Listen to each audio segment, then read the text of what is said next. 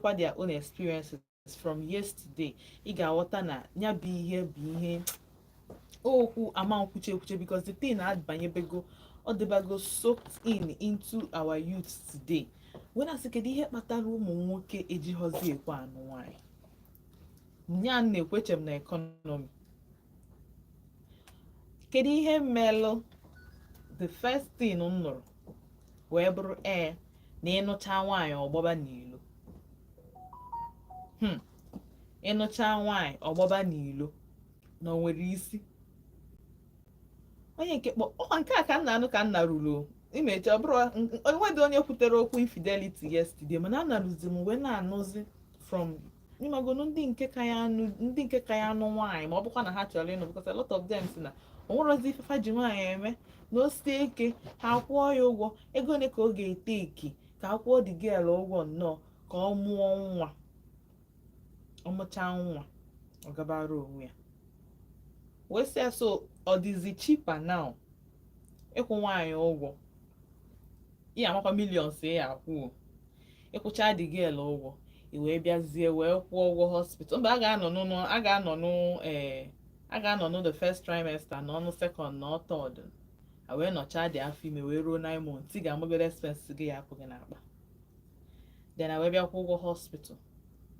Ọ bụ na o ji cesarean operation wee mụ, ị ga-amazi n'ego na ọ ya ada. A wee bịa gụọ ihe nwa, ịma ihe ọ na-ada kịta anụ a. Ihe na-amavụ bụ na ndị mmadụ obodo maka echere m na ọsụsụ economy so, mana mostly ndị mmadụ na-asị ọ ha tacha afọ niile ha ga-ata ịnụ nwaanyị, nke nwaanyị agbawa n'ilo, ka echi niile egi agwụ, nke nwaanyị agba ọsọ. Asịkwa m ka m jụọ kedu ihe a ga-eme? Anyị jụ kedu ihe kpatara kịta, kedu ihe anyị ga-eme this nke reduce ya, because ọ bụghị omenala anyị. Ọ bụla omenala anyị nwoke pụta kịta ọ sị na just nnọọ chọọ ịnụ nwaanyị just ka the girl nnọọ mụbara ya nwa. The first time m nọ the thing some years back, nche na-eche na onye nke a na-akparị ya, ma mụrụ m na emechaa na years later na ọ ga-abịa dị very ọ ga-adị ebe niile. Onye nke nwokorobịa ịkpaziri aka n'ọnụ, nwoke ịkpara aka n'ọnụ, onwezi onye nke chọọ ịnụ nwaanyị dowe nwaanyị n'ụlọ. Mgbe izu echekwa m na onye kwu ụdị ihe a no responsibility, na ọ just chọọ ịdị n'ime ọ chọọ ịdị free ime ihe ọbụla. Sorry, ọ na onye kwuo that kind since ya na ọkwa ịhụ gị oshi dị gị n'anya. Oshi dị onye a n'anya, mana kịta na-enezi anyị ụmụ nwaanyị anyị na-emezi. Achọrọ m iblame anybody because I believe na ụmụ nwoke ọ bụ na unu enyere ụmụ nwaanyị ụdị aka unye ha ma nwe nku ife otu ha si efe now. So onweghị onye na-eblame, onye ọbụla nwee passion of blame nke ya. But ihe anyị na-ajụzi taa bụ ọ bụghị omenala anyị, kedu ihe anyị ga-eme? Kedu ihe anyị ga-eme ka ụmụ nwoke anyị malụ na enwere ụmụ nwaanyị ka bụ ndị isi kpakọrọ ọnụ, ndị ka at least ndị nwee home training, ka ntinye ya na home training, maka mapụ m onye a ga-eblamezi. Enwere a lot of people parents ha jụzụ ha ọfụma, ha ka na-eme exist. Yes, ha ka na-eme exist. Onwe ndị bụ na ha ma na the reason for marriage bụ companionship, understanding, imagon ife niile ndị ọzọ so na marriage. Yes, enwe kịta nọ ụmụ nwoke anyị ndị nke bụ na ha ekwetara asị nwere nwaanyị dị otu nke ife a ga-emefa. Biko kpọọ m na 0706 048 5853 ma kpọọ m na 0915 570 8347 0706 048 5853 ma kpọọ m na 0915 570 8347. Ndị ụmụ nwoke a ka anyị concentrate, because ọ bụrụ nwaanyị na-eje asị nwoke will you marry me, ọ bụrụkwanụ nwaanyị na-edu nwoke ejebe nne ya sị ya ka ọ kwụọ ụgwọ n'isi ya. Ụmụ nwoke na-emeke the first move. So ụmụ nwoke ndị a kwesị, ụmụ nwaanyị anyị nọ n'ilo erika, ndị anụbeghị nwaanyị, ndị anụbeghị di, ha buru ibu efu ha na-akpagharị everywhere, mana ụmụ nwoke nọ. Yes, ụmụ nwoke dị, nwoke akọghị ụkọ. Nwere ihe ị ga-agwa m ka esi m na ekwetara m na nwoke dị ụkọ. Echezọkwana na anyị nọ na YouTube live, YouTube channel anyị bụ Vote ODENIGBO. Ị gakwa n'ala ebe ahụ Vote FM Odenigbo ịgakwa n'ala ebe ahụ just mata na anyị nọ live in case ọ bụ na ị chọrọ isonyere anyị live you drop all your comments and ị na-efolo anyị of course ịchọkwa ịkpọ m akpọ na phone ka ị contribute n'ihe a na-eme kpọọ na 0706 048 5853 ma kpọọ na 0915 570 8347. Kedu ihe anyị ga-eme ụmụ nwoke anyị a orientation no lack of home training because aghọtara m ife na-eme kedu ife melu ụmụ nwoke anyị ejighọ onye nke ikpala aka ọsị gị mba kama ọ ya anụkwa nwaanyị ka nke a mee kama ka ọ dịkwa single ha na onwekwa ife ga-eme ụdị ya ka o mekwa na wondazi na-asị kedu ihe kpatara ya because adị m confused amakwazi m ihe m ga-eme mụ ọbụ antị Chinazọ sef otu a nsi wee nọlụ kịta efe enyerọ amarọ dị m ihe m ga-eme amarọ m ihe m ga-ekwu maka na anya bụ ihe siri ike ọ fịakwala arụ o nwere one boy mụ na ya na-ekwu yes or one guy actually olugokwa ịnụ nwaanyị ọ sị m na ọkwa enyi ya nwaanyị na ọkwa ha nọrọ 3 months eso okwu 5 months na ụdị mmadụ akọ ya na ụdị mmadụ anụ akọ ya bidowe n'ụlọ si ya ka ezi eche m na ka ezi ihe na-emezi anọ 4 months ese 5 months ọkwa ya na-afụ 9 months agago 9 months 5 months m ga-eji wee mara ebe unu na-aga ma ihe unu na-eme eme unu ejirigodi ya sebegodo okwu ihe aka m kọwa kedu ife na-emezi kedu ife na-emezi ọ na-agụba adịrọ nkọ ka onye na-akpụ isi ama ha akpụ maka mụ aghọtarazi ọ ya dịkwa egwu maka ife niile nna ekwu na ọ gbasakwala anyị ị ga-anọ n'ụlọ na-eche nwa gị nwoke ka ọ kpọnatala gị nwaanyị ị gaghị ama na nwa gị nwoke nwere another plan na ihe ọ na-eche abụrụ dị ihe ị na-eche. Hello. Good evening. Ka ime?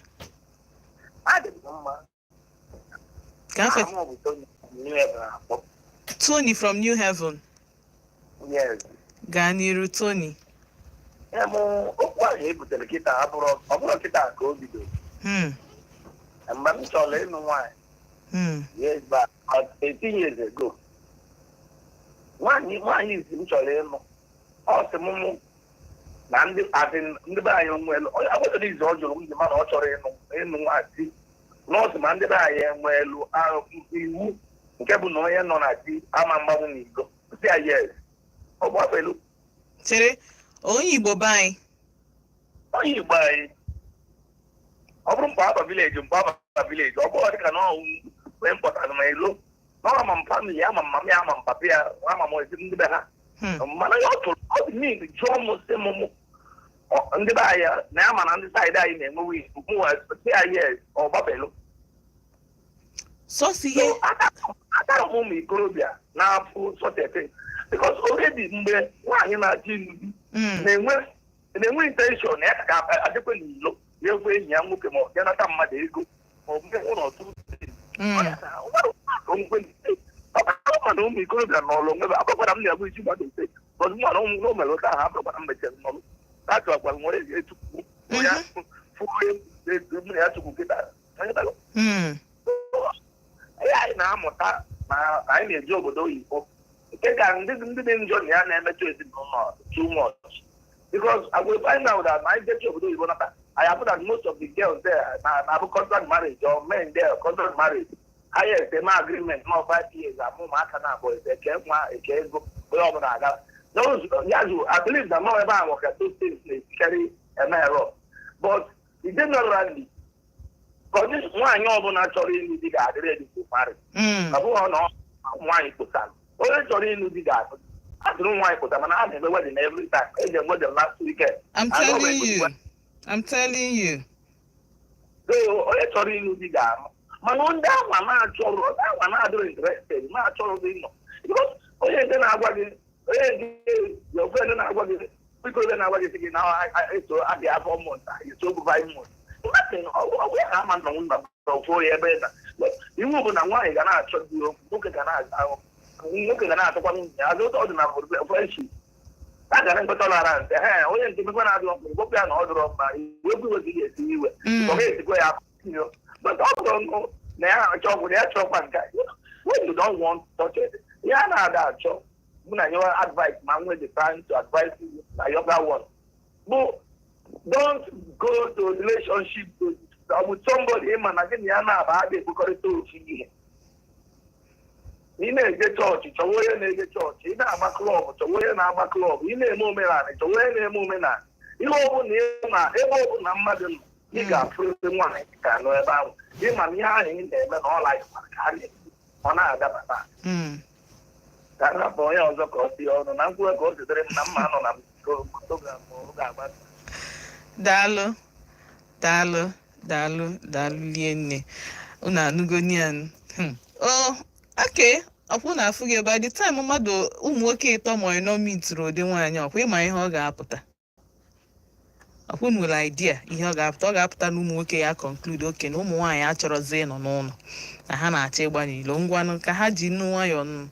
Otu ndowere onwe unu ka a ga-esi wee kwuo n'ọnụ maka a na-agwa unu na ka ọ dị kpọsa ka ọ dị egolu onye ọbụla nọ ọ bụ na ị nwere obiọma jee chọrọ onye obiọma ibe gị ọ bụ na ị nwere ajọ obi jee chọrọ onye ajọ obi ọ na-abụghị ebikonwu n'ụlọ ada ọ bụkwa na ị chọghị ịnọbe di gị na ijọs chọọ na-amụ nwa ụmụ nwoke chọrọ ịmụ nwa na-achọghị ịnụ nwaanyị ga-abịakwute gị aja just feel ka ọ dị ka your kind just nọ na-achọrọ gị na-abịa ọ gụsị ya hello Let's go on. Thank you, man. Good evening. Naked. Dalo. When you go another, Tokwa. Am I in a man of what? Although,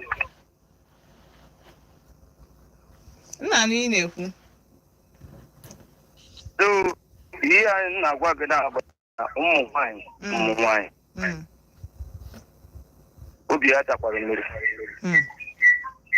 maka ihe mee ga-agazi na ọka n'ọnwa bụ ito ihe ụmụ nwaanyị na-eme ada Ejighi na mụtazi nke ndị ọcha ihe ha na-eme anyị na ihe anyị ji mụtazi nke ndị ọcha na ọ ka ma na abịara mụ na okwu onye mụrụ ụmụ nwa nkwụ ọgwụgwọ isi ji ụmụ oyi mana ọ bụrụ na omenala anyị mana ọ bụrụ na omenala anyị na ọ bụrụ omenala anyị mana ndị gụrụ akwụkwọ gara ebe a na-afụ ụzọ emegenu ịnụ nwaanyị bụrụ problem ịnụta bụrụ problem ịghọta anyị nwa bụ ụmụ nwoke mụtazi ihe ha mụtara erukwa ebe ọ dịkwa nke ọ ga-ada anyị maka isi ji mmadụ oyi eje mee ụdịka nke ahụ na a ga-akwụ ụgwọ ka mụọ nwa ịghọta maka na ọ bụ na isi dịka na ụmụ nwaanyị mara kọlchọ ha adaọmshọn ụmụ nwoke ga-asị na ha na-eji ịnụ n'ọka kwụ ụgwọ adaọmshọn na ụmụ nwaanyị anyị ga-enye ha bụ ahụta ihe a ga-eme bụ anyị omenala a ga-ehiso ka a marụ ji a ga-anọ chiji uyi maka ihe a na-eme na fim na ihe a na-eme na fon emego ndị mmadụ na-amara ihe onye ga-eje na nwaanyị ga-atị afụfụ mgbe kachakwa nata ọ bụrụ problem ọ kama na-eje kwụrụ mmadụ ụgwọ ọmọdụgo nwukwu ọrụ ụgwọ na ụmụ nwaanyị ka a ga-agụ ya onye ọbụla mara ihe ga na-eme ka amụta otu a ga-esi nọ na ji mụta omenala dị na ana so ọnụ ke mgbe ya daalụ okay and unu anugonian na ụmụ nwaanyị na-akpata ya bụ ihe ndị gụrụ akwụkwọ ndị jere obodo oyibo njecha obodo oyibo mbata obodo anyị unu na-ahazi ahazi unu na-edozi because I believe na ije mba ọzọ pịa o nwere some certain things kwesịrị ịmụta of course ihe niile ha na-eme ama ndaba ọma ndị in line with ihe anyị na-eme so ịbịa obodo anyị kwesịrị imego idowegodu nke ahụ irute na airport idobe nke ahụ ịma na obodo anyị a na ọma ndaba then iburuzie ndị nke ọzọ wee bata one of it bụ ịbata abụrụ efu nwaanyị si ya nne ka anyị mụọrụ m nwa ka m hafụ na m achọrọ ịnụ gị ama m mgbe the thing nna ya nwa makịta ọ dịzi everywhere ebe niile ị na-anya n'aka ndị n'anya ka ị ga-afụrịrị nwoke si gị na ọ chọrọ ịnụ nwaanyị na isi na-eme nke isi na-eme nke ọzọ. Ọ dị mma, ọ bụrụ omenala anyị, kedu ihe a ga-eme this thing? Ụmụ nwaanyị kedu ife a ga-eme unu? Ka njikere ụmụ nwaanyị kedu ife a ga-eme ụmụ nwaanyị? Maka ụmụ nwoke anyị, I believe na a lot of them abụrụ ihe ha planrị ime, mana abịazie n'anya fụzie ihe na-eme asị mba na ndụ m na-atọkwa m ụtọ, everything peace of mind first. So to get peace of mind, the best thing to do is this. Ọ ka mma otu ahụ nke ya ga-eme ya. Hello. Hello. Good evening. Good evening. Ka ime? Ọ dị mma, ndị Chinazụ. Ka ime? Ọ dị mma. Gafe gị n'ebe Eze nwata. Eze nwata. Ya, si Maryland na-atọ. Eze nwata. No. Ya, iwetekwu ya taa, ọ na-agbakashikwa m ntị o. Ịma na ọ bụ na-ekwuri otu ndị mmadụ ama mma how serious. Ọ dị very serious actually. Ọ dị very serious. O nwekwa ka ọ na-asa ma ntị. Nke bụ na mmadụ ga-akwụ nwaanyị ụgwọ ọ mụọrọ ya nwa. Onye ewu ka a na-awa egote ọ mụọrọ mmadụ nwa. Nawa akwa tụfu ya o egbuo ya. Nke bụ na mmadụ ga-akpọta nwaanyị, otute nwaanyị, ọ kwụọ ya ụgwọ, ọ mụọrọ ya nwa ebu ịtọ ọ nawa. Ọ ga-agwa ya nwaanyị ka ọ ga-amụrụ ya. Ọmụcharịa ụmụ ahụ zụwa ya, ọsọ ya nwa azụwa ụmụ. Ịmakwa nọọ nne na nwa, nna na nne na-azụ nwa wee zụpụta ya ọ dịka mmadụ. Onye ọbụla nwere olu nke ọ na-eple ma azụ mmadụ. Ka a na-ekwu ụmụ nwaanyị ọ bụkwasị ụmụ nwoke jọrọ njọ. How many times ka anyị mkpegoro okwu ajọ nwoke na-akụ nwaanyị sambara arụ na this year program, ajọ ụmụ nwoke. Ọ dịpendị etu esi emụta mmadụ na etu esi zụọ mmadụ. Ije mụta nwaanyị ọhụrụ nwa ya ọ nawa gị nwa azụwazia ụmụaka ọ azụwa ha na skuul. Onye ga-anụ ha ọ ga-ajụkwa ha kere ebe iwu onye ebe kere nne gị kere nna gị. Hello? Nna anyị na-ekwu. So ịma na bifo mmadụ anụọrụ nwoke na-abịa ịnụ nwaanyị bụ iju onye bụ onye bụ ọrụ. Iju onye bụ onye bụ ọrụ ọcha ya bụ onye bụ otu a. Iju onye chịkwanere mama ya na papa ya. O wee sị ma ama ebe mama ya nọ papa ya. Iju onye ka eji nke nwere ihe na-akọ na ga-ama papa si na azụrụ ya azụ gịnị ya na-azụ mmadụ azụ. Ọ bụ na etu Chukwu si doro ihe ka ihe ya dị mma. Ndị ụka adịghịkwa iberibe. O nwekwa onye nke na-achị na ndị ụka biri ihe emebi. Emebi okwe ihe o. Ọ bụ etu Chukwu si kwuo ka a na-eme ihe ka anyị sopozuru ịdị na-eme ihe. Nweta oge m kwuru nkwetere na aga na-anụ nwaanyị ịkpọ nwaanyị gị na-emewe enyi ọmụọ nwa ịkwụọ ya ụgwọ. Ha na-akwụ nwaanyị ụgwọ n'aka na nne na nna ya ndị ezinụlọ ha ka a na-anụrụ nwaanyị. Eze nwata ha dị eme dị enyi sef na ọjọs na-efo nwaanyị like ụka ọ dị ọcha nchọkwa ụmụ m dị ọcha ngwa bịa. Eto ya ime ọkwago a ga-atụwa ya ọmụọ nwa ọ nawa ikuru nwa zụwa. Nani ya na-eme enyi nkwe n'ihe gbasara onwe bad character onwe bad attitude ọ mago na nani ya ma mbi n'ụlọ so ọ gbasaghị ya.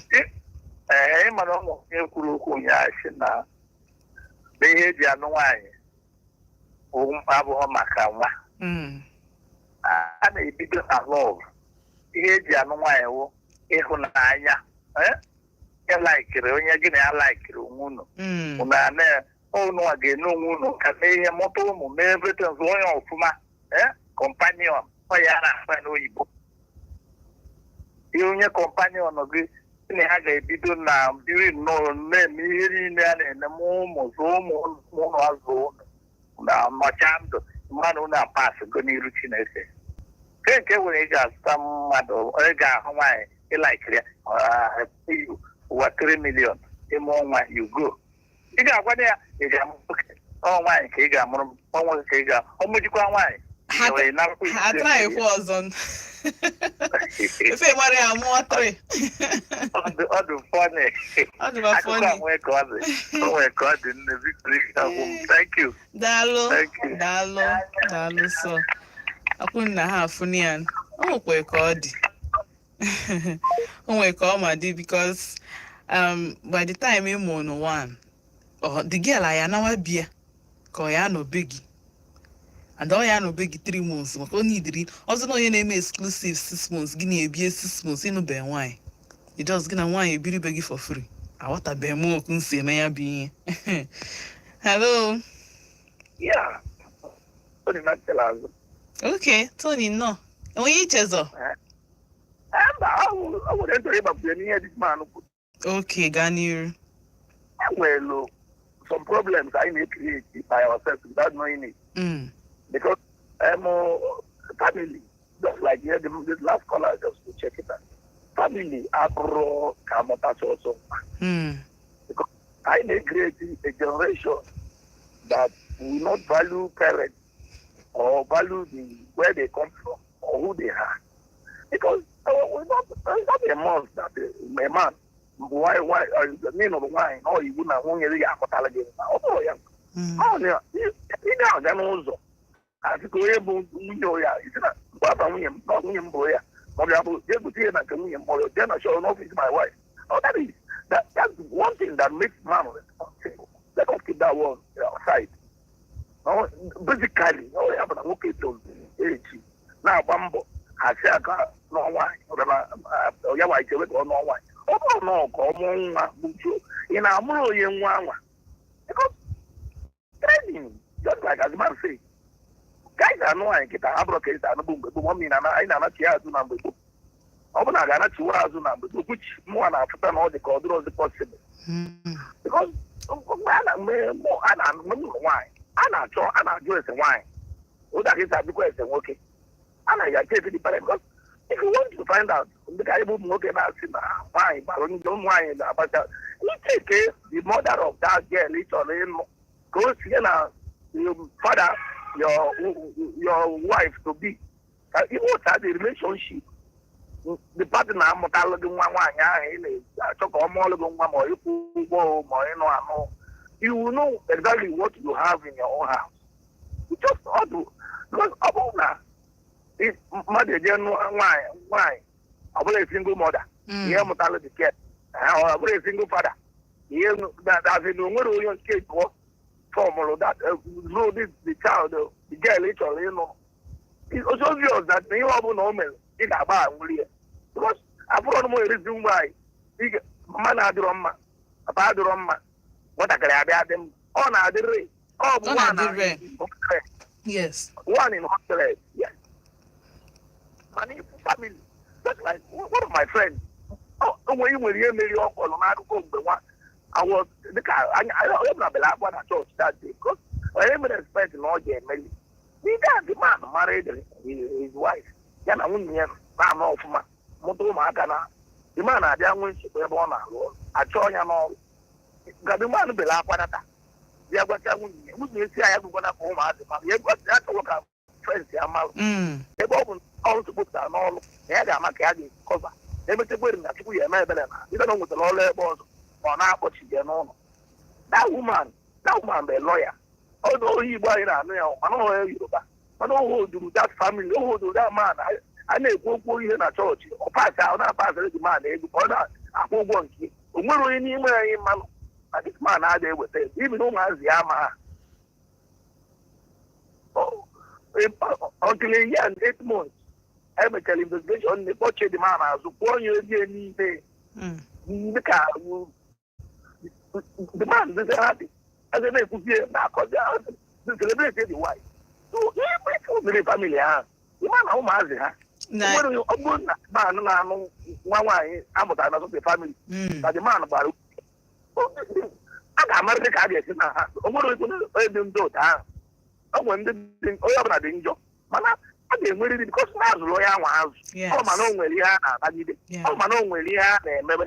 Now, already got, but I am a bit I'm not to keep up on most of wine in and well, listen, I saw ebe ha ego ga-adị ebe ha ga-anọlụ nwere ha dị comfortable.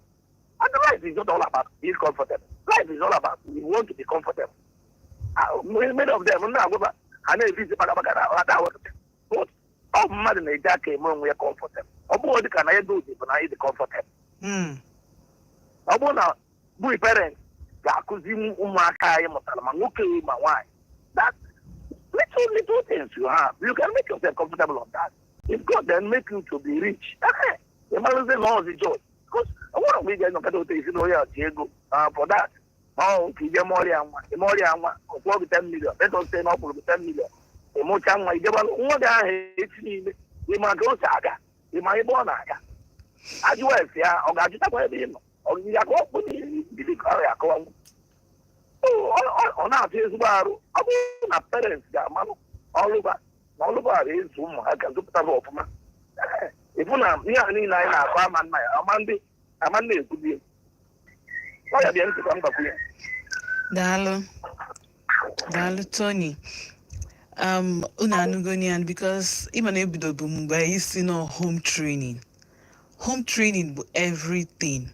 Parents me go do nkunu kwesịrị ime ma ya bụzia na ụmụazị basi school ma maybe ihe ọ na sọ ha mgbe ha tonites but ọ bụrụ na onye nwe that doctrine onwe ka o si chọọ ịgawa left brain ya ga na cheta azụ ọkpakọ ọkwa onwe ọnụ gawakwa right all the normal ọ bụ na ịzụrụ nwa gị ọfụma parents njekwu ya maka ndị Gen Z parents kita ọrụ dịkwa. Hello, okay. Well, na 0706-048-5853. Well, na 0915-570-8347. Hello. Hello, good evening. Good evening. Can I get a say Mom? Afambo Frank, I'm calling from New Haven. New Haven. Frank Ganier. Okay, because I'm talking more unu number that I'm up with. But I have a little issue because the Cambo Putelu, you know, the Kahati, Lumion, Kamapalo, and make the right thing. Ganier. So, my air, that now this is 4 years in marriage. 4 years in marriage, Gina Munyegi. Yes, and two now. You are now in NMPC.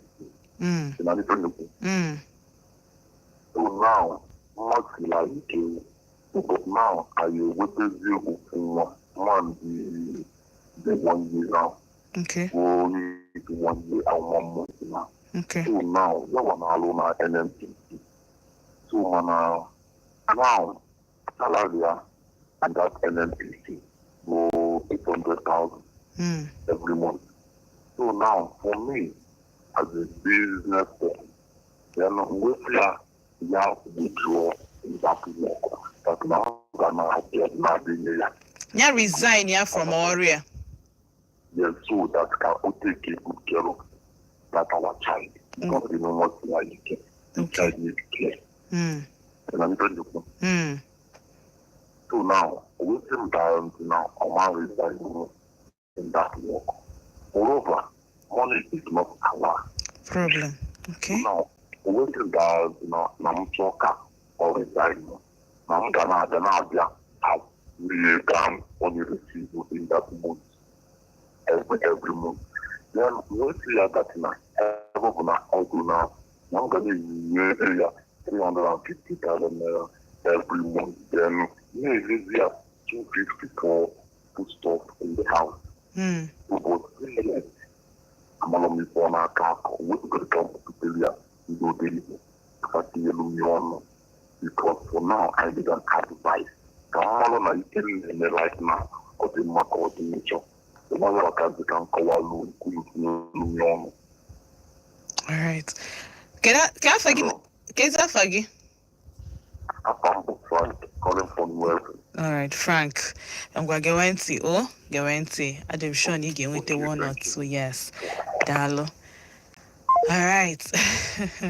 Okay, tupu I got you. And we try notes because I'm going to go to my case or Moaz. Nsina. Otu ọ dị kịta otu ụmụazị si aga kịta not the very important na azụpụtara ụmụazị first. Yes, because of societal, because of the society, and them and otu ụmụazị influence ụmụazị nwe na society. Ọ izu ọnwa gị ọfụma, ọnwa gị fụ nwa onye ọzọ nwee ike ịma the right from the wrong. O nwere nwa chọrọ egwu ya ihe na-adịrọ mma, ọ ga-ama what to do and what not to do. And agwago m unu, be accessible to your children so that enwegodu bad influence outside, whether na school or na environment ebe unu bi, that child nwere ike ịbịa meet gị as a parent, ịgwa gị ihe na-eme ya, onye na-eme ya, and ihe a na-eme ya. Ọ dị very important. So I have to go ihe dị at stake now. Nke nwaanyị na-arụ na NNPC and ọ na-earn 800,000 naira. Ọ bụrụ obere ego. Just 200,000 naira away from 1 million. Then nke nwoke okwe businessman, probably otu o si ekwe a successful businessman, Omega agree na o yenye nwunye ya 250,000 naira for herself monthly, because ihe nwunye ya gwara ya bụ na except na ọ ga na-akwụ ya that 800,000 naira every month, square mo ebe ọ na-arụ na-akwụ ya, she's ready to resign. Mana nke nwoke si ya na ihe ọ ga-eme bụ 250 for yourself monthly and 250 for house, food stuff for the house. Now ọ na-ajụzi ndị ODENIGBO family ihe or the rights, like, let's come from the both angle. Achọrọ m ikwu okwu maka okwu ụmụ my stand already.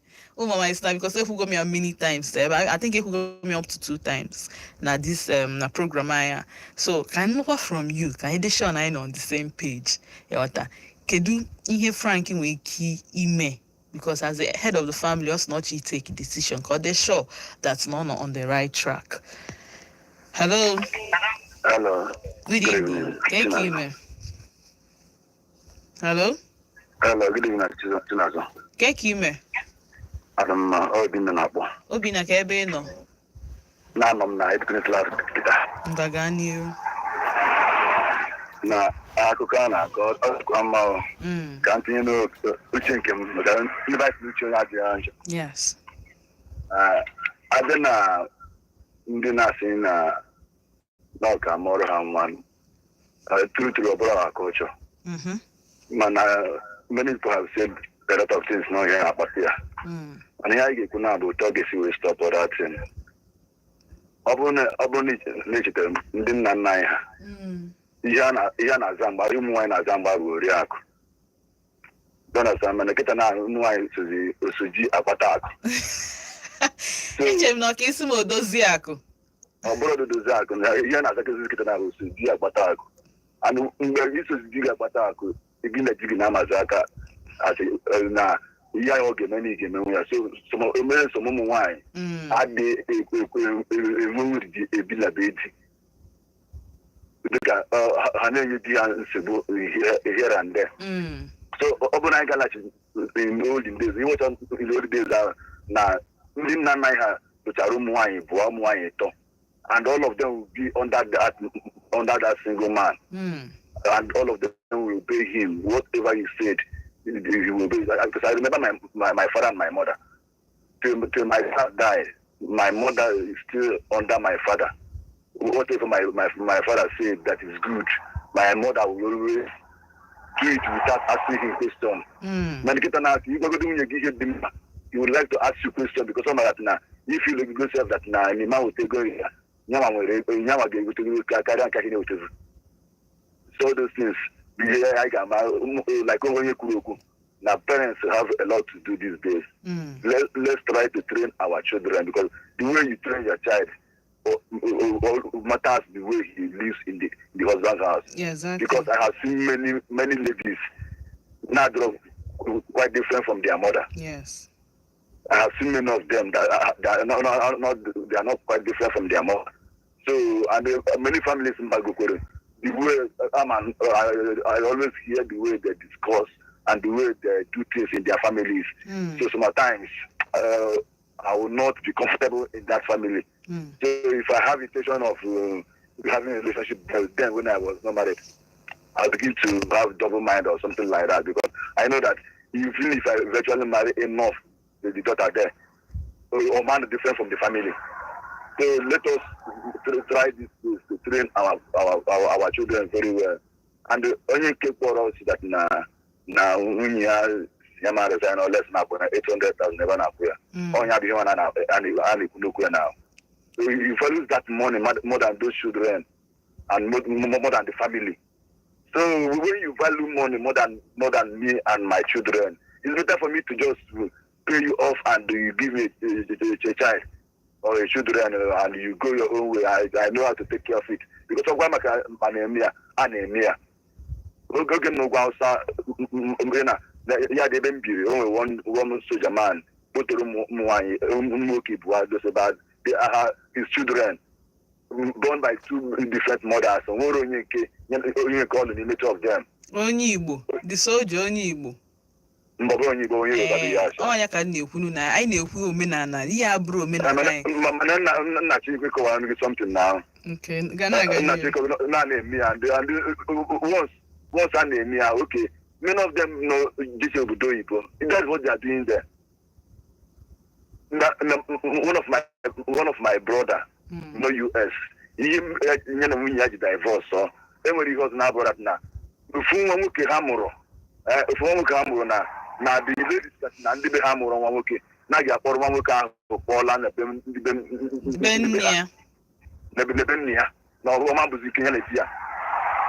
So all this is omenala anyị. Onye ọbụla na-amụtacha mba agacha obodo Igbo ọ ya na-amụtacha na movies ọ ya na-amụtacha na di ebikwa n'ụlọ chịkpọrụzi ofu nwa nwoke ha mụ kpọnalụ nne ya. Kpọnalụ nne ya. Don't understand me. Also one of the divorce. I remember that now in America and in UK that Umu Nwoke no matter has upper hand.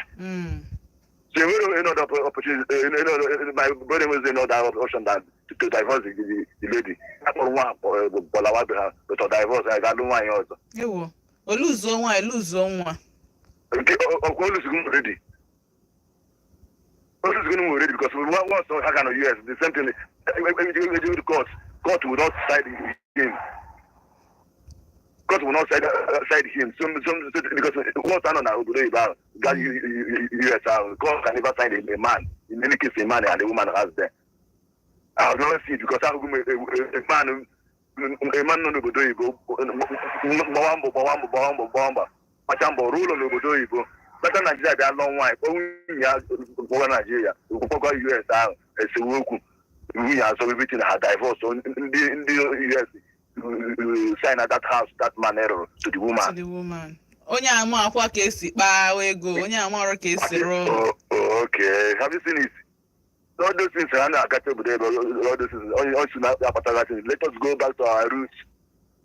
Our roots when women are answering, we react. Not now, when women as I feel to attack. Or if one so attack no where. So if attack no where like that, God has been it is submissive to the husband. Okay, you keep submissive to the husband because mainly why these days that is submissive. If why not these days, often had the 100, it's only 30 to do submissive to their husband. 30. Because of him, if you need demand the woman here, when we can say the woman I got demand, not patego. So this is let's go back to our roots and go back to our culture before. Because it's not our culture, yes. We believe that it's not our culture. But even in now, and now, I will be that out to anything that can help us survive as a man or as a human being. So that's why they are doing it like that for them to survive. Because we get to all of a sudden in 1 week or we will have attack. Now, no more can here or today. I'm going to Nandim wine in the tea and not apathy carrying working it in apathy. Not that Nwoke with the kind of mind they have, and the Umu Nwoke adapt at the viral like that. Obviously, Nwoke first out what they are passing through in the hand of their wife. You know that now, even Umu Nwoke carrying wine. But they say yes, it's better for me to stay alone and train the children. I'm 2 million or 3 million. On no matter how you have the money, you pay the girl go or even if you see or more than one, you forget about my. Contract on car. So that's why they drive that. So it's better for us now the family to train their children very well, especially girl child. I could say it. The girl child didn't can in all. Only training of my own one problem or the other in society. So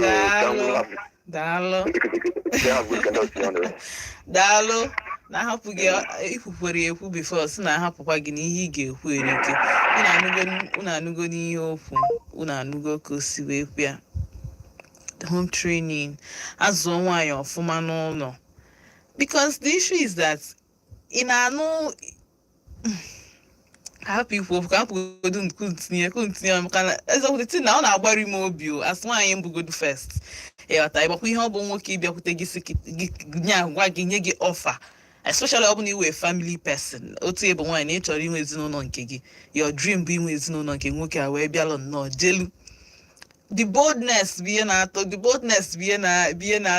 ọ na-atọ m ụjọ because o jere ọbịa sị gị nna nwekwa ife nji marriage mbụ ụmụ nwaanyị nwere ife nji ụmụ nwaanyị just chọọ ka ọ mụrụ m ọ na-amụ ụlọ gị nwa kedu onye chọrọ ịzụ nwa ya nwoke ka ọ bịa nụọ nwa nwaanyị si na ma akpọ ya divided home because amarọkwa m ihe m ga-akpọ ya akpọ amakwa m ka m ga-esi ya akpọ ọ bụ na ọ bụrụ divided home kedu ihe ọ bụzi kedu ka ị ga-esi wee bịa na otu anọ na nwa m nwoke abịa ịnụ a girl mmịa na mpịa ebiro mana mmịa na mpịa dị ndụ ọ ga-afịa arụ na asa nwa afọ Igbo mbugodo sef ma dị ekwe yes ma ha ekwe because divided home ọ dị adị ma ọ na-adị very important na nwaanyị na nke nwoke nne na nna nọ n'ezinụlọ tika aka ọnụ zụọ nwa ha ọfụma ọ dị very very ọ bụ na mpa gị ma mma gị nwere accident nwụọ na moto accident ọ na ha nwụọ nke a dị iche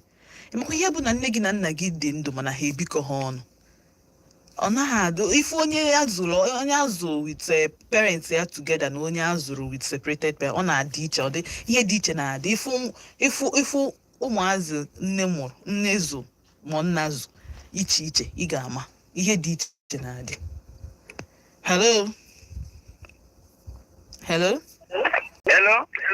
ka ị mere gbatịnata redio gị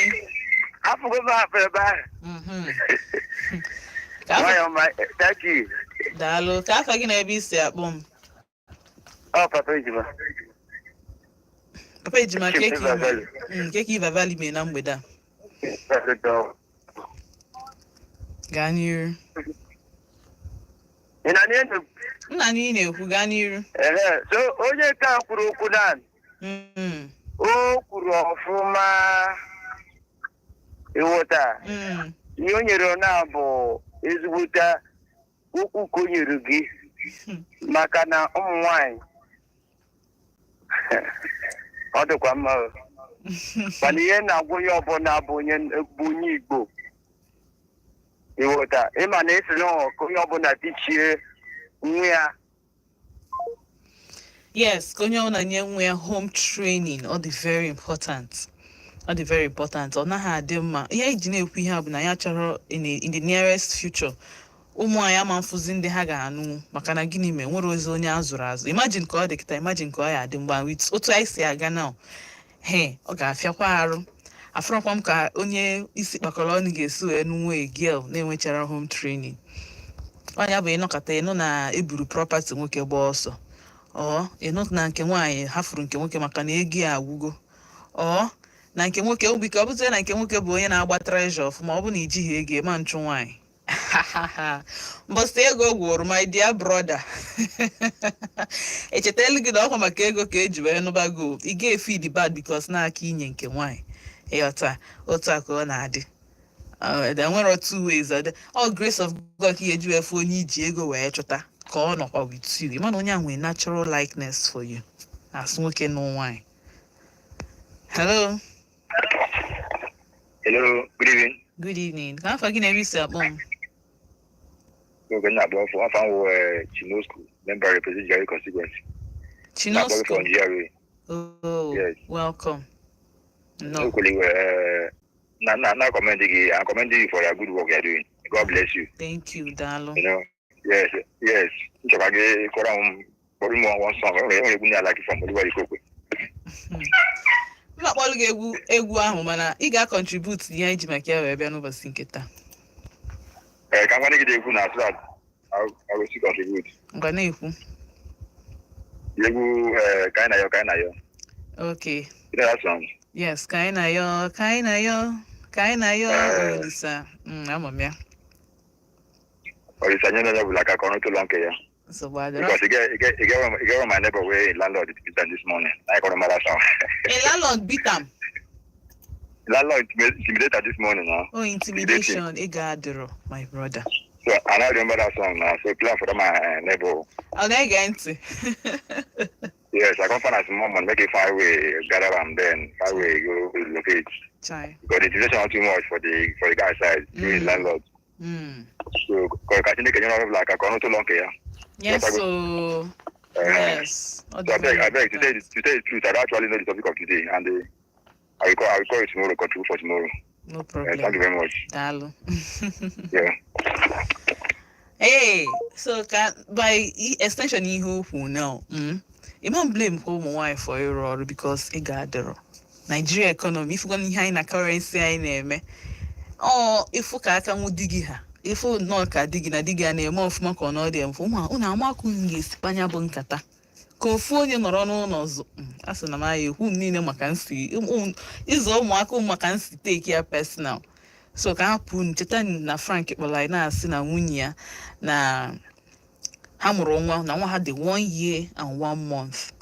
And Unidika as well the child or Simunya resign ya. From Muoro on Aro near 800,000 naira. Now be a successful businessman. So when I see now before resigning na oga where 800,000 naira honor every month.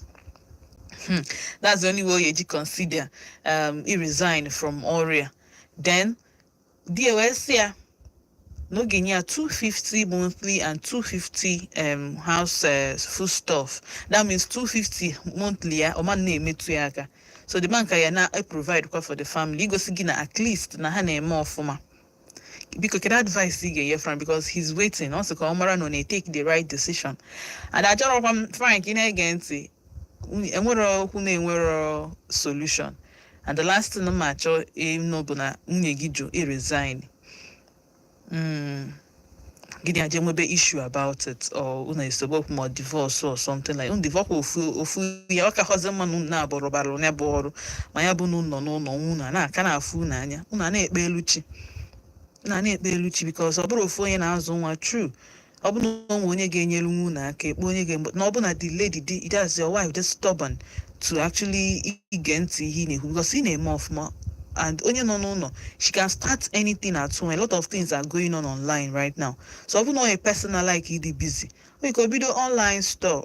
Only 800,000 naira monthly, and in a month, more possibly safe they go to start up something. Oburu okay, no. Man, I'm not we are no. What are you heading business, your personal business, so obu no onye na like na agbasim boy ke na ha like the idol. She can start something no matter how small. Eyata. What do you hear her solution? Hello. Hello, Auntie Chinazo. Good evening. Good evening. Can I forgive you? I am the fight to listen to say cool. If I no, dalo. I like the mission with the dalo. Number da. Dalo. Nanti ekem.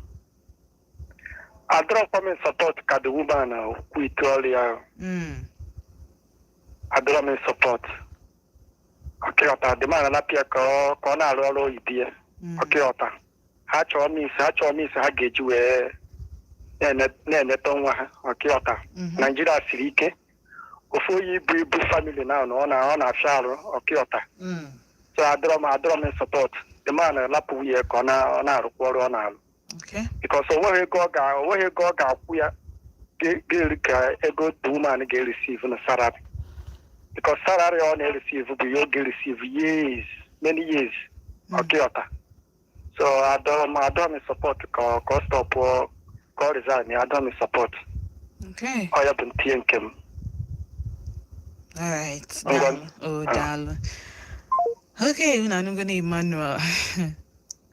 And all the very important na onye ọbụla tinyere ọnụ n'okwu because enwego contradictions like two sides n'okwu echekwara m na anyị na-eji ofu obi aga but o nwere ife ọ bụ uche onye adị njọ ihe ọ na ilo ihe ọ na iche ihe ọ na obi gị chepụta kịta anụ a sị gị na onye bụ the right thing ka anyị kwuo ya bụ anụ anyị na-ekwu na-akpa nkata ka ụmụ nwanne anyị na-atụkọ isi ọnụ anyị na-atụ alụ na-anyụkọ mamịrị ọnụ ka ọ nwee ike gbaa ụfụfụ ahụ bụ na that means anyị na-eru our destination anya bụ alụ anyị na-atụta anyị na ha atụ ya ọfụma ịghọta so ọ dị very important na anyị tinyere ọnụ n'okwu aka Frank mara ihe o nwere ike ime maka na ịzụ ụmụaka dị very important ọ dị very very important in fact importanta adịrọ m sure na onwe ihe ka ya dị important n'ezinụlọ ma love ahụ gị na nwunye gị m ga-echeregodo zụpụtagodo unu ụmụ ụnụ ọfụma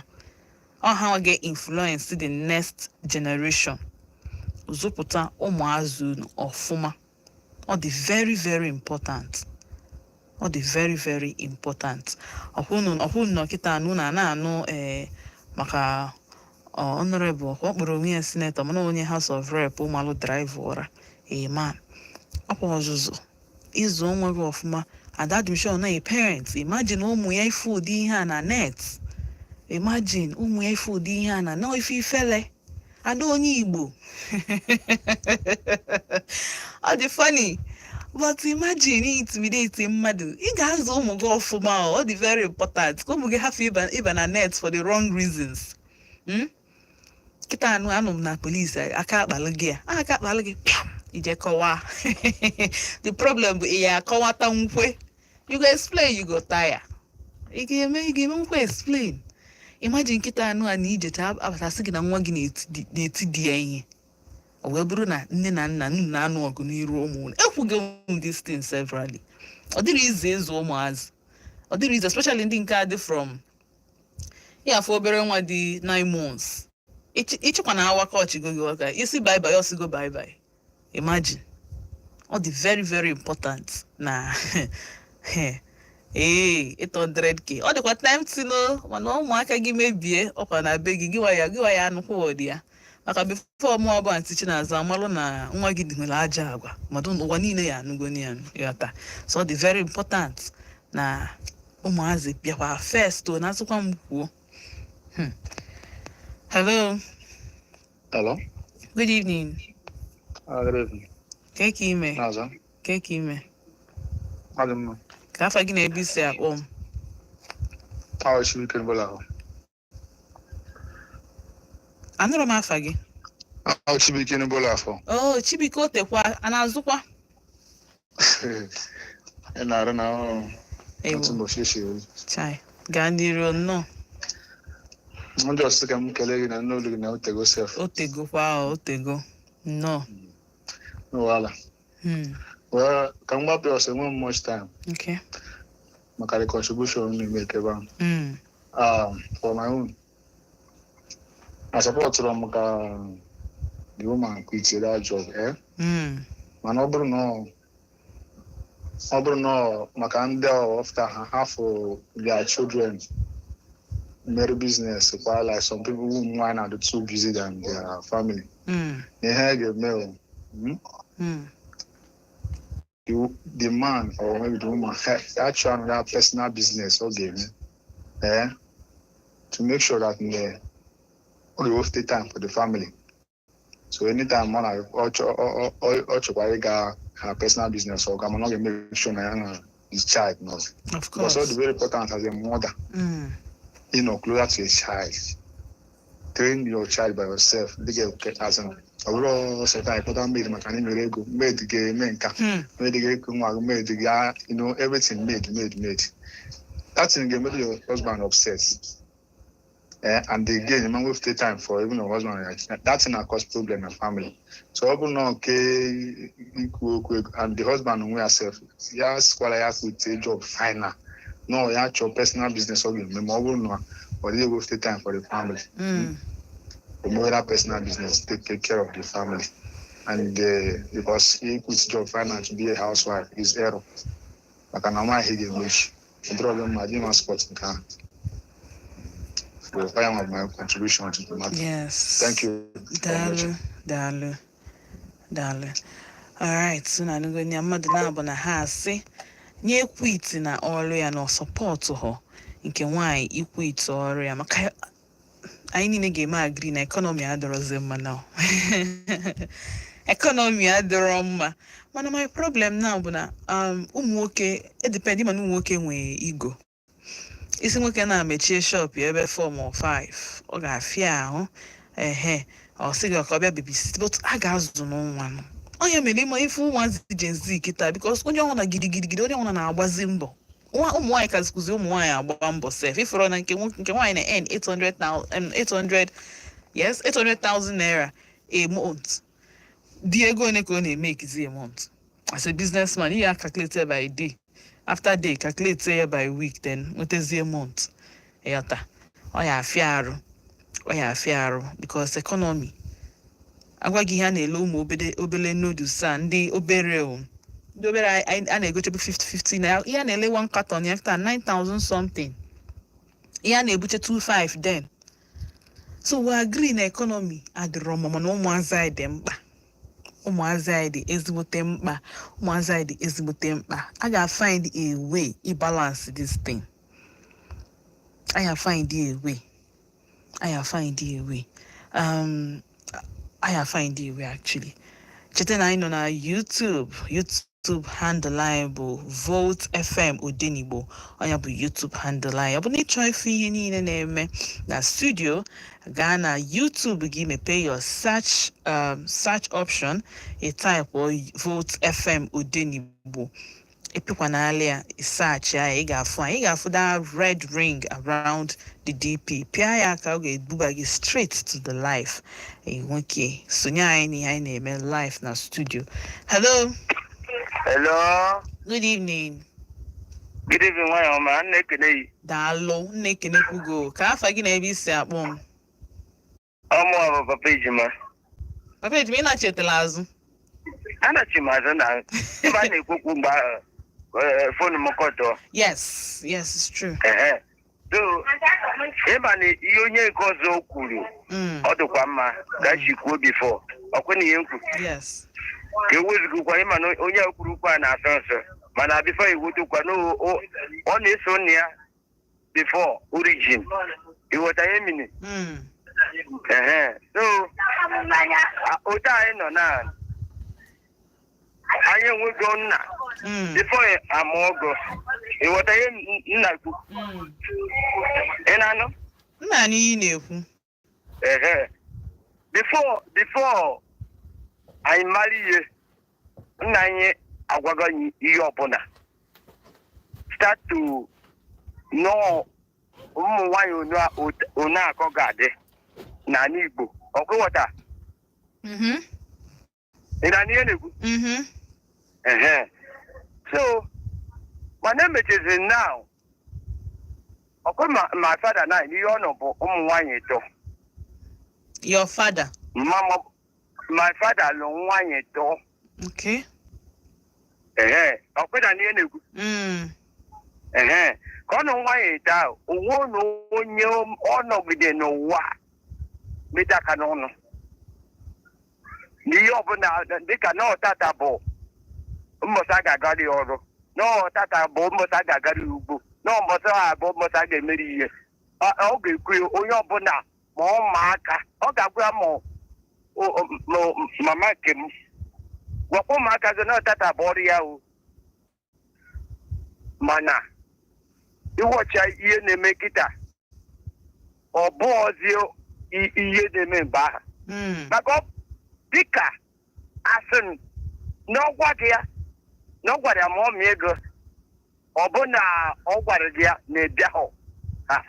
O nkwa sashọn ọ ga-enye gị o. Ịghọta asị nwa ya na o kwuru ihe dota. Mana ihe na ya ndị tinyere ọnụ na ndị na-etinye ọnụ bụ biko omenala ndị dịkwara ndị ka azụ onwe anyị ka mara ihe, ọkachasị bụ ndị Igbo anyị a. Ị na ihe na-ekwu mọmị? Nna anyị na-ekwu. Ka azụ onwe anyị ebe ọbụla ị nọ, ịmara ihe abụ ihe na-eri mpere n'ala Igbo mee ebere mee ya ka ọ dị mma ihe a na-azụ bụ omenanị maka onye ọbụla gụrụ akwụkwọ na ya adịghị emezi omenanị ihe a na-eme bụ omenelu ha ọ papa ejima nwa Abakaliki na-ekwu ya ịghọta ihe mini adịghị emezi na ịnọrọ nke a oke cheko na kịta ị na-agba mbọ na nwunye na-agba mbọ gụwa bụ nwoke ga na-agbakwa mbọ na-akọwara nwunye ihe na-eme mana nwunye nwoke rie ego karịa ego ịma na onwe ebe unu ga-eru naanị efu na nwunye gbakarịrị ego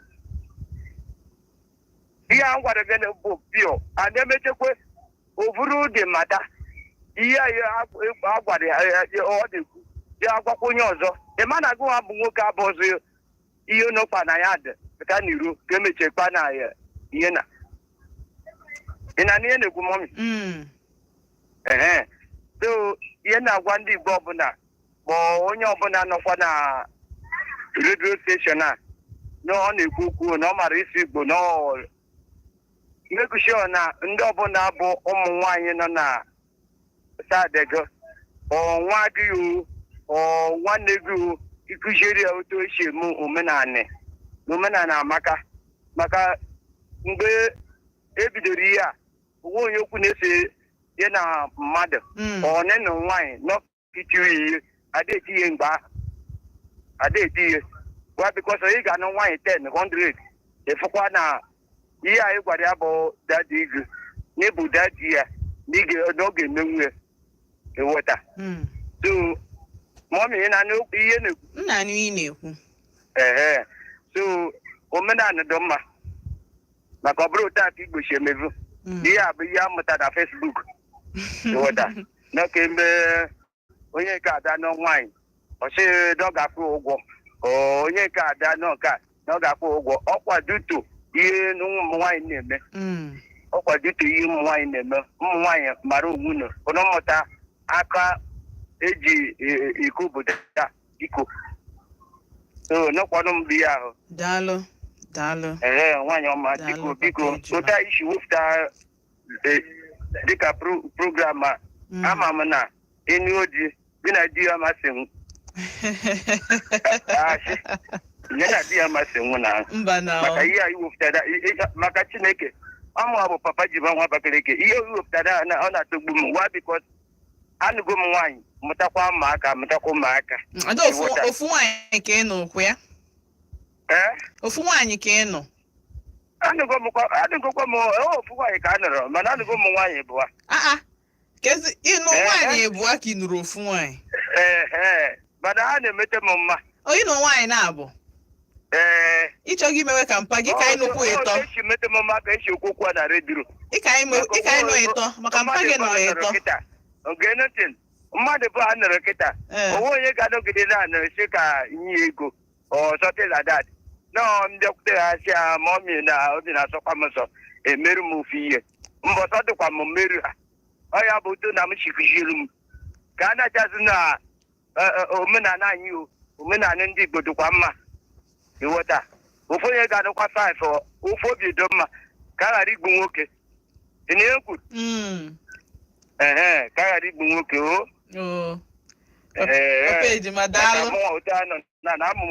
abụ m obere nwa mada alụ ụmụ nwaanyị bụ mana a na-eriji afọ ụta dị from ha na-enyeju gị afọ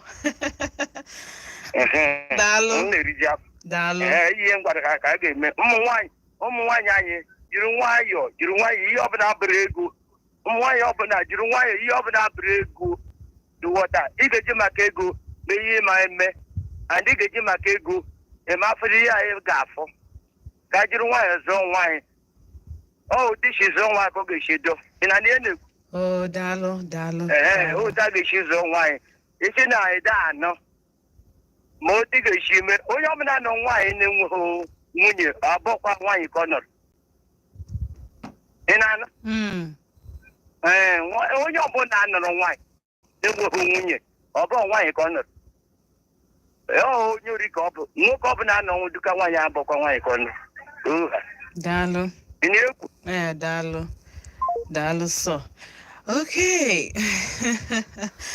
All right, chetakwa na ihe anyị na-ekwu maka ya n'ụbọchị nke taa bụ kedu ihe kpatara ụmụ nwoke ji asịzi ụmụ nwaanyị. Okay, anyị kwugo ihe kpatara ya, kedu ihe a ga-eme maka ụmụ nwoke si ụmụ nwaanyị na ha nwere ha ji ụmụ nwaanyị mana just chọọ gị ka e nwụọrọ ụmụ nwa. Just chọọ gị otu ede kịta na ka e nwụọrọ ụmụ nwoke na nwaanyị ma nwoke na-abụ ofu nwaanyị. Ehe, ọ size go nke nwaanyị ọ sị okay, o toro ogologo, ọ dị ọcha, ọ dị oji. Okay, mpa gị na mma gị ọ dị ọcha ka ọ dị oji, ka ọ marụkwanu na ime ọnwa na ụmụ gị ya dị ọcha ka ya dị oji. Ifeba na size gị just nọ na achọ ka emụọrị ya nwa. Kedu ihe a ga-eme ya bụ omume? Kedu ihe a ga-eme? Ihe a bụrụ omenala anyị, ọ bụrụ ka esi wee gwa anyị otu o si wee kwesị ịdị. Kedu ife a ga-eme ya bụ ife? Hello. Hello, mgbede ọma. Mgbede ọma, ka afọ gị na ebe isi akpọ m? Tantalizing from Presidential Road. Tantalizing, nnọọ. Mfe ejima na-ekene gị o. Ọ lụrụ ekene nnọọ. Abụrụ obere ihe. I'm telling you. So, antịtị na-azọ nwa aka na-abatagodo abata. So, aka amatabeghị m nke bụ the main topic. Ọ dị nnọọ ka gasị n'ọdụ ozi ya na-abụ. Ọ dị tu. Anyị na-ekwu maka kedu ihe a ga-eme ụmụ nwoke na-asị ụmụ nwaanyị mụọrọ ha nwa na ọ bụrụ omenala anyị, ka ihe anyị ga-eme ka anya bụ ihe kwụsị. Then ọzọ bụ nwoke si na nwunye ya na ha mụrụ nwa ofu nwa and 1 year and 1 month. Ọsị nwunye ya nọrọ n'ụlọ zụba dị nwa ka ọ kwụba ya 250,000. Meanwhile, nwunye ya na-arụ ọrụ a na-akwụ ya 800,000. So nwunye ya si na ọma resign, kedu ihe ọ ga-eme? Okay. Ụmụ nwoke na-asịkwa ka nwaanyị mụọrịa nwa bụ just ọma nwa ya mụọrịa nwa. Ọgawa ka ọ nụwa ya. Nụwa gịnị? Anyị na-ekwu just mụọrọ ụmụ nwaanyị gabaziere onwe gị n'ike ụmụ nwaanyị adọrọ m na-erike. Iwu na-eme kale. Okay. Na ọ chọrọ stress, mmadụ egbuo ya. Aghọtago m. Ịmago nọọ ịma na asị na egwu dagarịa zọgarịa okpu egwu. Ihe na-akọsị ihe a bụ ọhịa na-afọ n'ebe ụmụ nwaanyị nọ, because o nwere ọtụtụ ụmụ nwaanyị ọ ga-abụ na ịnụta na mbata n'ụlọ. Mgbe a na-ebido ọ na-atọ dịka ihe ncha bụ mgbe ọ batazi efoze kọrọ ya. Ọ dịka nke Flavor si ebidosi ọ na-atọ. Dịka okwu ya. So mgbe ọ batazi efoze ịchọrọ ịnata n'ụlọ, ị na-afụ icheta ihe ị ga-agabiga. Obi amapụ gị. Ma ọ ga-akiri ebe obi amafụ gị ma nwee peace of mind. Ọ bụrụ nnọọ sọsọ, ọ bụrụ maka ihe ị ga-eche. So ọ bụrụ ihe ahụ. Ọ ya bịa na-eme oge ụfọdụ, o nwere oge ụfọdụ ndị mmadụ na-ekwusị ọ bụrụ na ọ bụghị maka nwa gị nke a jikwere nwaanyị eme gị nke a na-anụkwa nwaanyị ọ maka ya. So mana ịmago na ihe a ọ na-elekwa n'isi na-abụ nọọ ya adị ncha bụ ekpere ka ị ga na-ekpe nye gị onye nke gị ọ ga-adaba gị na asịkwa nnọọ ka mụọrọ gị nwa ha mụọrọ gị ọkwagoa na onwe gị bụkwanụ nwa. Ọkwa o nwere onye ọ ga-abụ nke itolite ihe okorobịa ma ọ bụrụ nda. O nwere onye na-akpọ mma gị, nwekwa onye na-akpọ dadi. Nwa ahụ totekwe nke onye ọ ga-akpọzi nna ọ ga-akpọ nne ya. So ọ ya bụ ihe a. So ọ da-adịcha mma because oge ụfọdụ o nwere ihe ọ ga-abido ime eziokwu na o nwere ike bụ na iji ego ị ga-etake care of the child. Ị ga-eme ihe dị na ime uche dị na ihe nwa ahụ ga-agwa onwe ya na future n'oge dị n'ihu. Ka ọ ga-esi ọ bụrụ na nwa adụ successful in life gbata ego na ọ nata onye ka ọ ga-agbakwute si na onye abụ nwa ya nne ya ma sọsọ mpa, because abịakwa n'ụwa o nwere ka ụmụaka si afụta nne ha. Ihe ọbụla ọsọ gị bụ mpa na kwere ama nne ha ọ ga na-echetakwa ya. O nwere ike ọ bụ mgbe ahụ ọ mụrụ gị nwa gazie ebe ọzọ gaa birizie n'ụzọ efugo ọmaọzi nne ya jos nne aka ọma o wutezie nwatakịrị ahụ. So ọ da-adịchakwa mma, mana ọ bụkwa na ọ ga-adị mma jos na ịlikaba bikos a sị na n'ọnwa anyị nsogbu ga-adịnata bikos a sị na onwe oke ga-esi gbochie onwe gị ihe iwe ha bụchat na Igbo chibu onwe gị ihe anwụrụ.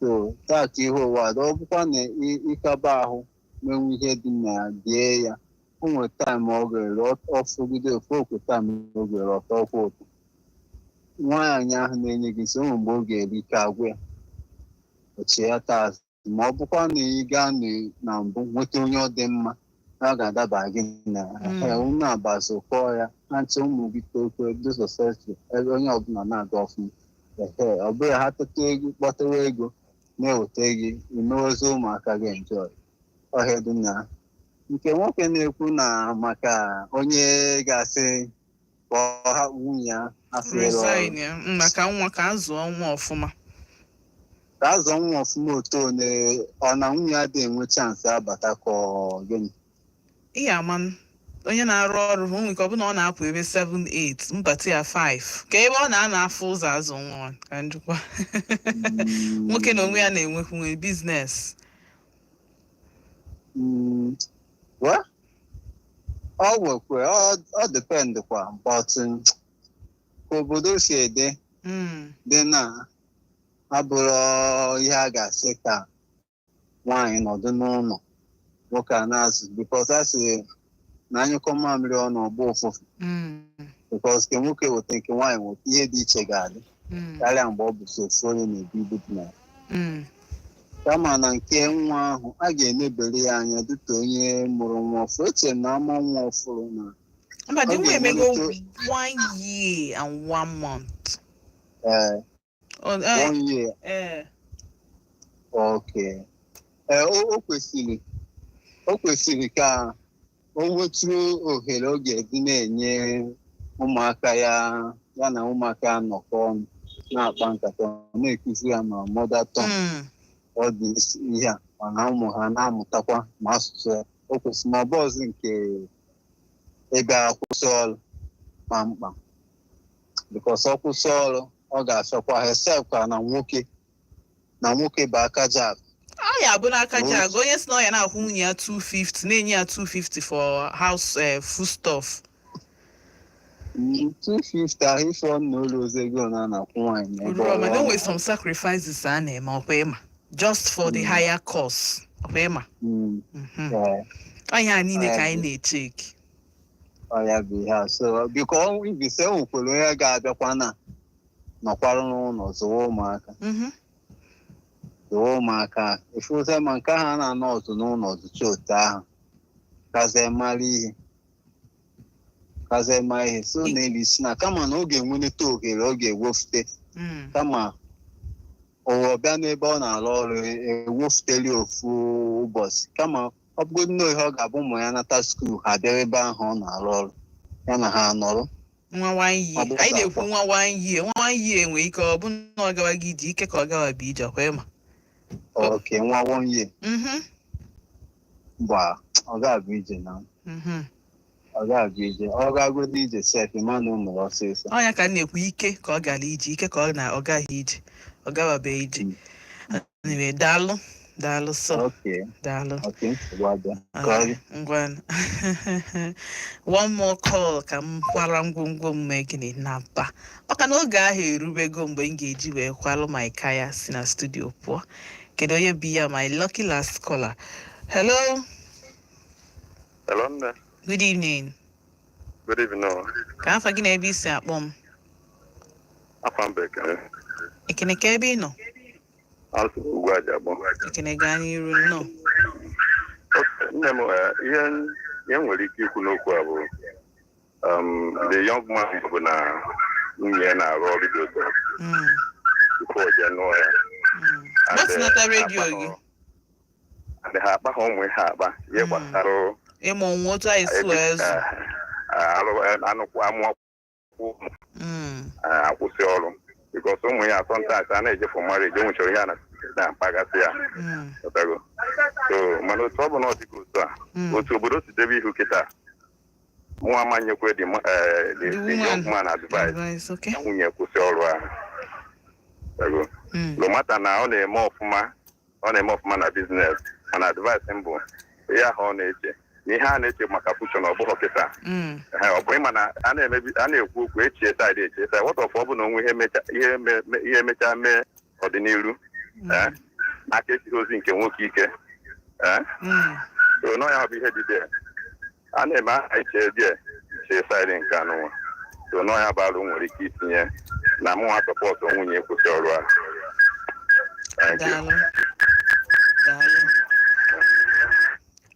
Okay, ebe a ka m ga-agba break na ipik call aha ka m nwee ike ikwu ihe nwere ike ikwu because yesterday kwuru m asị na ngwechie taa ya bụ topic azụ taa ka m nwee ike gwa unu ihe m chọrọ ikwu. Biko ọ bụ na ike na-akpọ m na phone iwe ga-adị n'ọkụ anyị emechigo is a call for now for today actually. So ka m kwukwu maka nke ụmụ nwanyị a na-asị unu